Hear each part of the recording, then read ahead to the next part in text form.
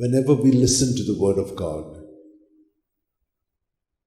He gives us an experience. Why?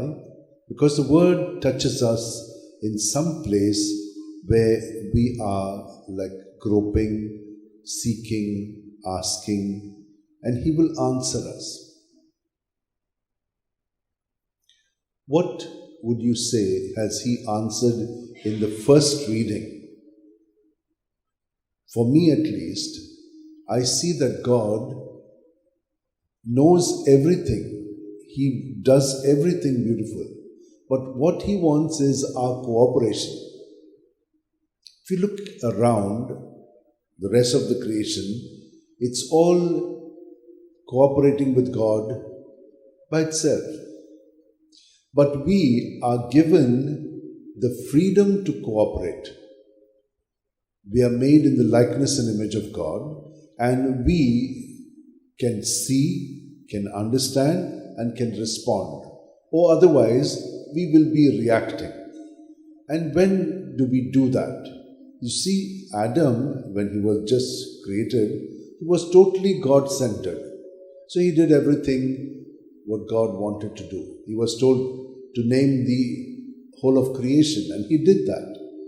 We have seen that it's going on till today. We are still naming things, and God accepts that from us, because in that way we are cooperating with God. But we also do bad things, and those things hurt us and hurt others. And these He will also take away from us, the demons that are there in us. But we have to beg for Him. We have to know what these demons are. And when you come and confess your sins, you are naming these demons, and He will set you free from them. But look at the other point which is made there. The woman and the man are so intimate that it is not just one and two, but all of us in Him are united to one another. But when there is a man and a woman, you have a close understanding of this so that you can understand the remaining part of it. Not only the two, but all of us, when we are united to God, we are united to God and in God to one another. Especially for us, as we are baptized in Jesus, we are much more in that intimacy. All of us here, though we are coming from different places, we come from different homes, different backgrounds, we all feel one in Jesus. And there is a kind of closeness and intimacy, not by ourselves, but through Jesus, with Jesus, and in Jesus. And so, let us thank God that He has given us this ability to come to His Son Jesus and ask of Him. And whenever we ask of Him, remember, you have received it and it will be yours.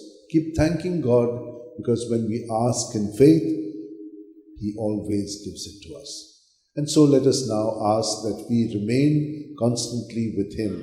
And I've been telling you, if you practice this, then throughout the day, you will be very happy, because you're doing what we should do. Cooperate with God, and you will see the kingdom is established.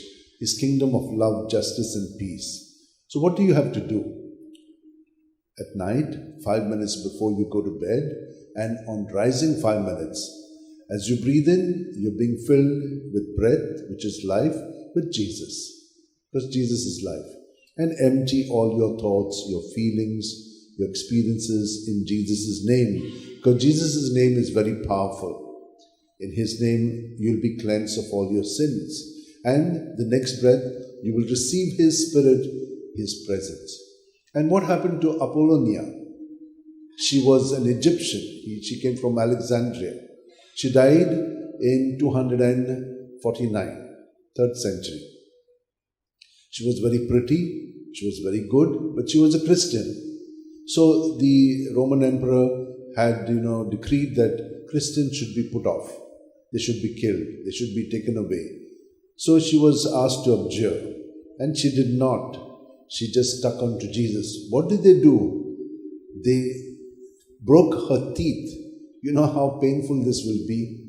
and bleeding completely. It's a young, pretty woman, she's there, and all her torturers are around her.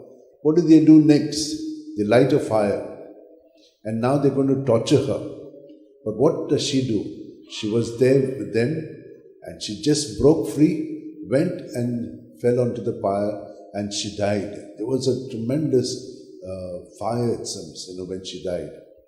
This was reported by one of the bishops to another bishop, like Dionysius, bishop of Jerusalem. He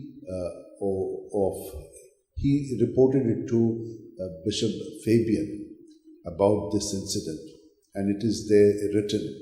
So, my dear sisters and brothers, what do we see? That when we remain in Jesus, we have the courage to stand for love, for the truth, and to be able to respond to whatever situation without fear. Let us now spend a few moments, hold our hands, keep them in our lap, close your eyes, and just experience His presence within us and our surrender to Him at the breath out. Surrender everything, good, bad, ugly, and He will make good things multiplied, bad things He will take away in its place. He will place His goodness in our body, mind, and spirit. And in that way, we will experience the joy of living our life as God has meant us to be, because we are here on account of His will.